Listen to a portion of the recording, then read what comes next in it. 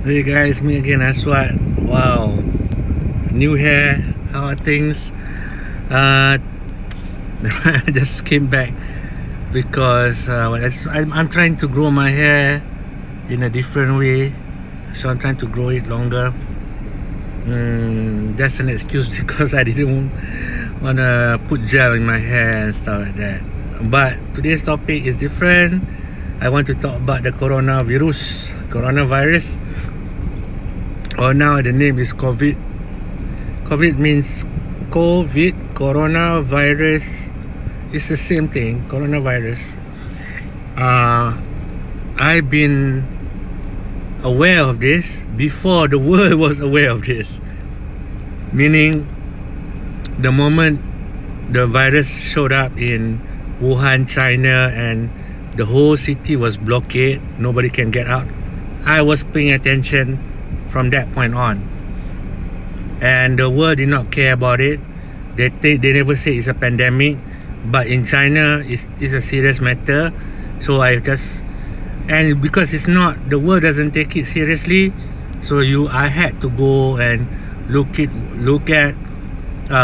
videos and snippets produced by Chinese bloggers and whatnot.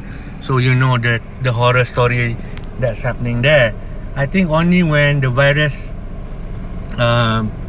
was caught on I think the first instances was at the cruise ship issue. There's a lot of American was trapped, and then the moment it went from there to Italy being closed down, suddenly it's a pandemic, and now America is closed down. It's now the World Health Organization finally calls it a pandemic, and everybody is panicking. But I prepared before that, before the World Health Organization call it a pandemic, and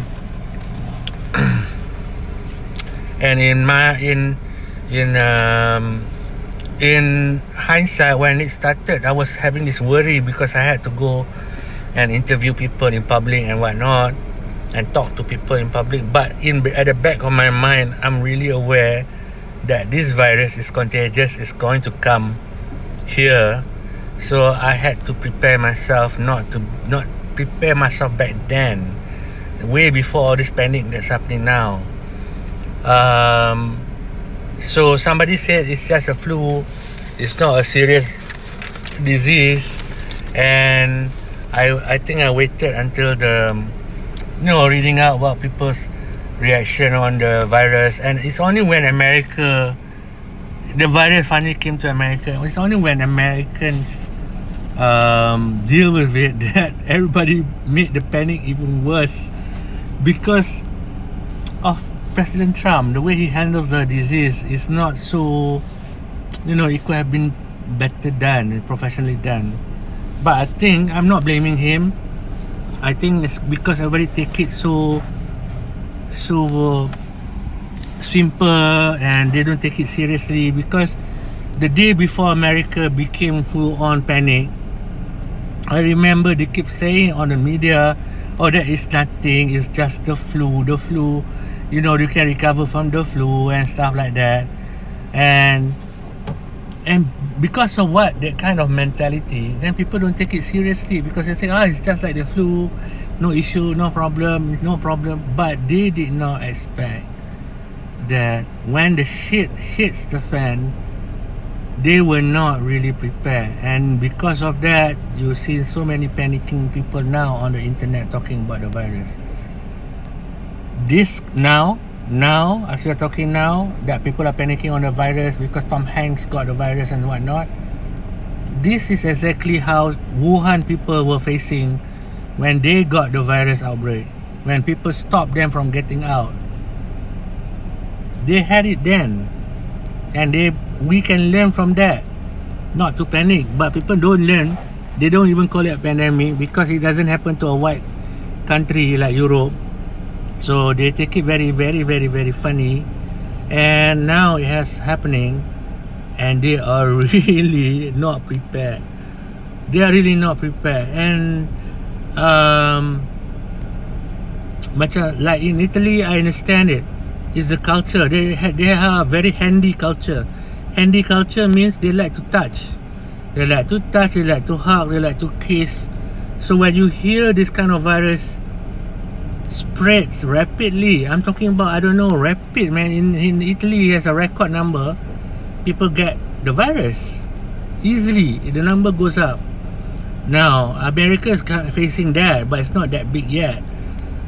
But I want to suggest to everybody not to panic. Actually, you need not panic, and you need to stay at home, wash your hands. That the doctor, America have the best doctors.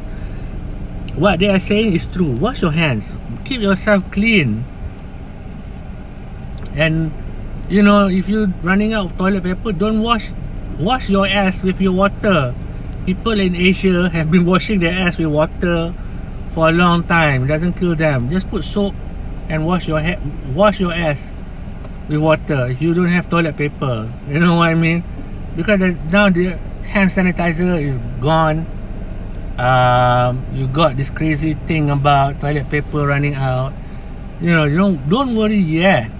I'm saying yet, because the problem can be controlled. Okay, so now what's the main problem besides people not learning from the Asian experience?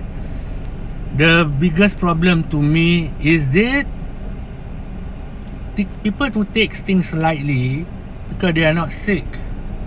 They think if I get the virus, it's the same mood. I will be in the same mood.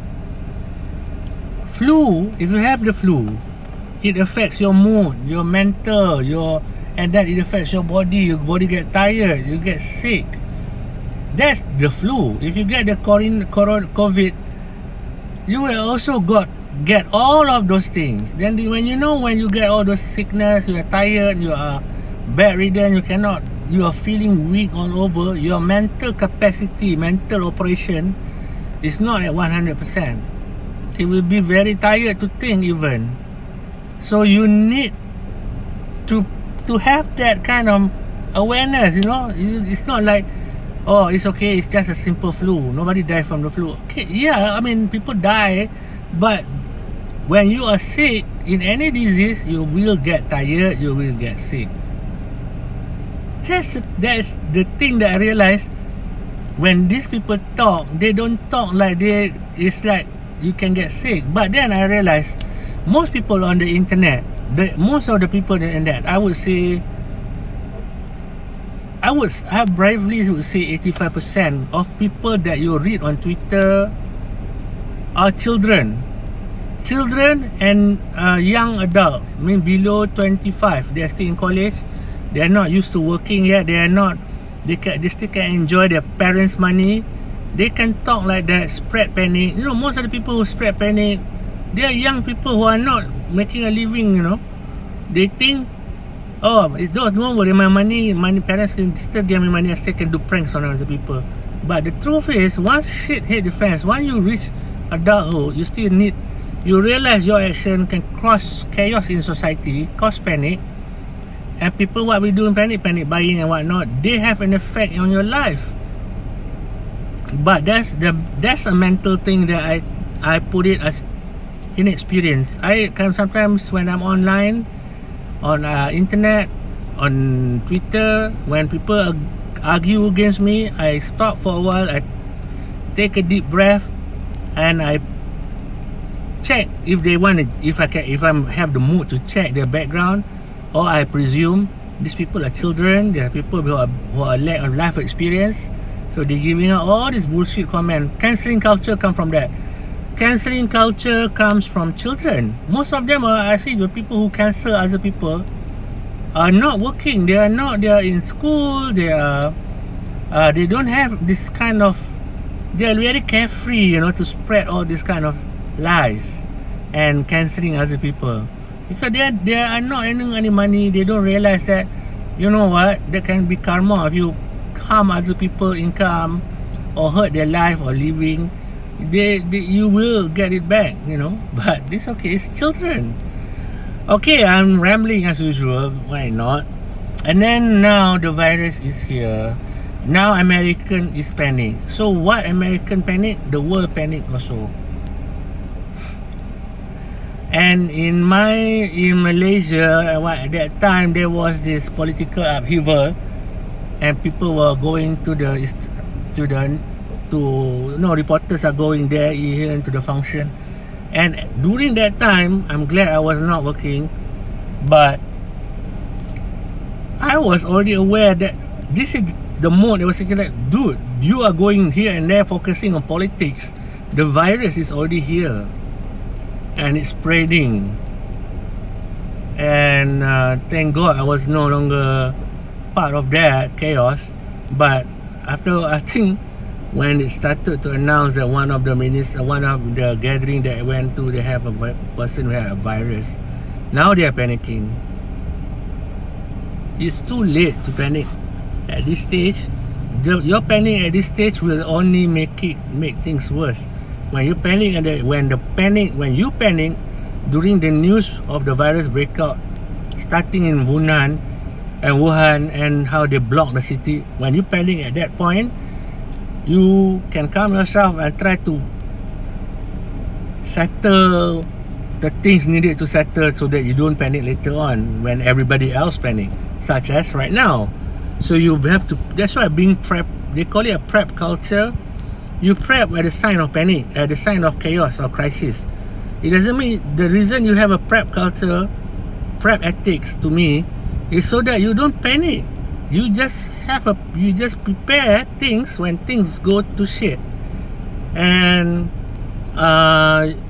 so you prepare. Like food, you need dry food. You need because when you can't go out,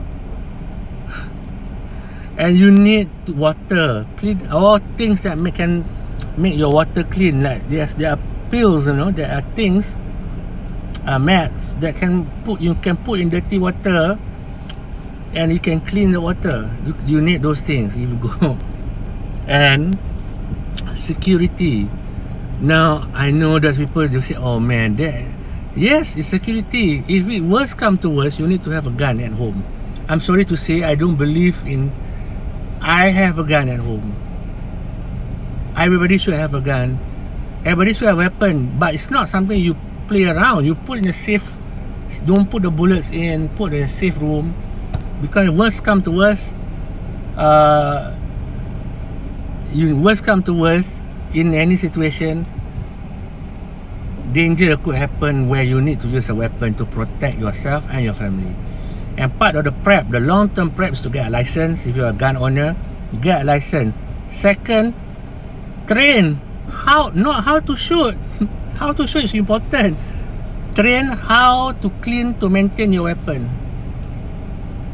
How to take care of your weapon, because weapon is dangerous. Can kill people. So you need to learn how that, number two. And then how you have to go to training how to shoot. It's not video game, man. Because in real life, you will get everything. You get takut, you get shaking, you get panicking. You can kill your family if you are panicking using a gun. My grandfather, my late grandfather, during World War II, he used to sell guns. During the Japanese occupation, he's a gun runner. So Tuan Rauf was a very fantastic person. If you get to know him, I was fortunate that I got to know him. Not close, but I met him a few times. But I love that. That's how my love for guns got from him, and learning about security. A few people told me about security later on. I realized, HSE is very important. Health and security is very important. So I got it. So gun. Now I think across America, I think because America is open, you can buy a weapon there. People are searching for bullets. Now bullets are selling at triple the price. Yeah. So violence, self-protection. That's why you buy a gun anyway. I'm not good at knife. I'm not good at machine gun, AR. I'm not at first. I have a simple gun. That's it. So you prepare for that, the food, and of course, things, health, when you get sick, when you get medicine, you have to have a first aid kit at home. Not just bandages, but also pills, multivitamins. You need to have. If you don't lack of food, but you have vitamins, you can go on. But here's the thing about crisis that my grandfather has told me. You need to be mobile when the shit hits the fan. Now, when you have the gun, yes, then you need to think about leaving your place. When you stay in one place, you will be at risk. So during World War II, a lot of people go into the jungle, which is true. Because the Japanese will go into the houses to find the village. So my grandfather was prepared. He told us that you need to run into the jungle where it's easier to hide. Serious shit. So in modern days, since people are cutting down the trees, a lot of people don't have it, but you need to escape. So you need to have gas, petrol. Have a simple, you can keep petrol at house. Go and simpan, keep it. And when hits, you need to escape. Use your car and run. Don't fight. Even though if you have a gun, don't fight. You escape. This is worst case scenario, World War scenario. But no, man. Crisis is no joke. But thankfully I got like my granddad. He shared all his stories. So I learned about that. But modern day preppers are also doing it rightly. You don't worry. You can survive a lot longer in the jungle without electricity.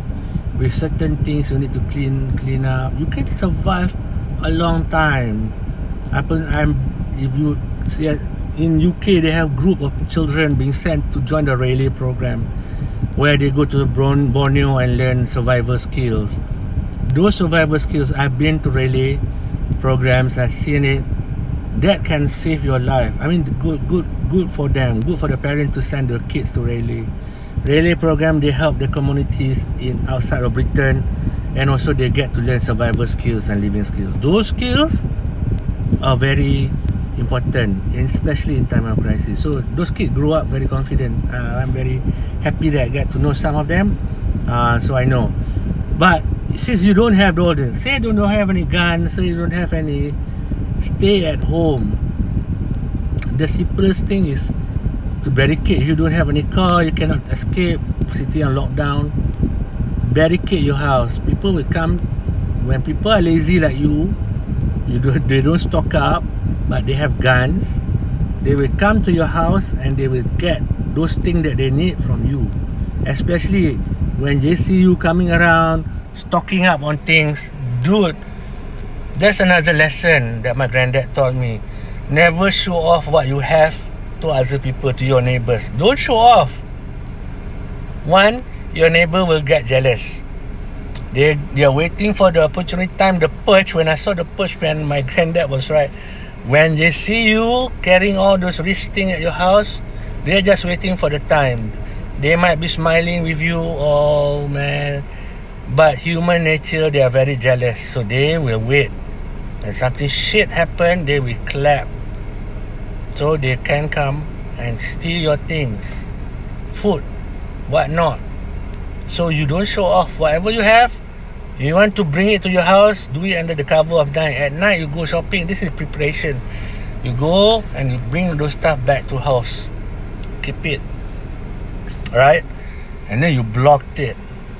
Of course, the next step is you have to have an escape room. But not many people are rich, people are simple. They don't have panic room. But you need to have a panic room, a simple room where you can keep all those things, the food, the stuff that people don't know. That's why when people want to come over to my house, they want to look around. I said, no, you come to sit in the living room. I'll prepare the tea and whatnot. But there are rooms that you cannot have strangers go into. That's a very basic. But I know modern days, they bring the camera or whatnot, friends, to see every room in the house. Don't do that. Don't. They must have places that they don't know. My grandfather said, yeah, your friend might say to you, no, don't worry, I will not betray you, I will keep your secret. Yeah, your friend can say that to you, but if somebody put a knife to their head, or gun to their head, or gun to their children's head, they will steal your secret. My grandfather was very successful, so he learned that. Be careful. So keep your secrets. Don't tell people whatever you have. Don't tell people. Yeah, I said escape. There's a preparation for extraction. If the country is still under rule of law, you can find a place where the police are setting up operations and whatnot. So, oh yeah, if the worst come to worst, if the country has fallen, the internet will not be there. That's something that is real, and you need to find a way to go to safety, man. But this is too far. That should be a long-term video. But on the moment, on the current coronavirus crisis is still, to me, is still under control. Just make sure you don't go out and in public spaces, man. Don't go out to public places. Simple. Stay at home. If you need things to get to you, go out, buy it, come back. But always be protective. Very simple. I don't think that this is a bad crisis. Yeah. The bad crisis, what? Man, I go like this. I have friends who were in Iraq. When Iraq, I made friends with them afterward. But when Iraq had wars, American dropped bombs on them, and then after that, I'm somehow make friends with Iraqis. I learned their crisis, how they went through the war. Those people have gone through it, man. Worst things, people bombing you, man. No electricity, no water, no internet, of course. How do you survive? It happened in recent time in Iraq when the Iraqi war. Those things are real, my friend. So I made friends with them. I learned how they survive. You know, they gone through shit first. That's what. At the very least, if you are not yet affected, your country is not yet affected, you can learn from these people's experience. The one thing that the Americans, a lot of Americans I know didn't learn it. It was from the Wuhan people, the Chinese people, you know. When it happened, I was red alert. My focus was Wuhan. What is this new virus? I wasn't laughing. I wasn't watching the political whatever happening around me. I wasn't the political debate. Who cares? I was more concerned about the virus in Wuhan when they locked down the city of 11 million, I think. They locked down the whole city. Now the virus has gone down.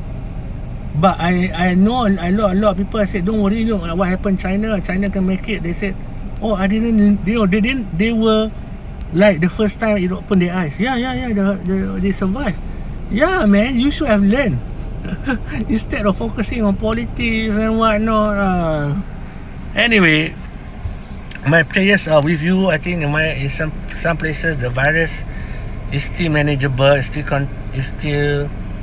still under control. But you must realize, if you have the virus, you will get tired. You will get sick. You will not be able to work. You will get tired. So that time, panicking is sorry too late. So you need to calm down, because when you stress, the virus will make it worse. That's it. Wash yourself. Wash your hands. Don't touch people. No.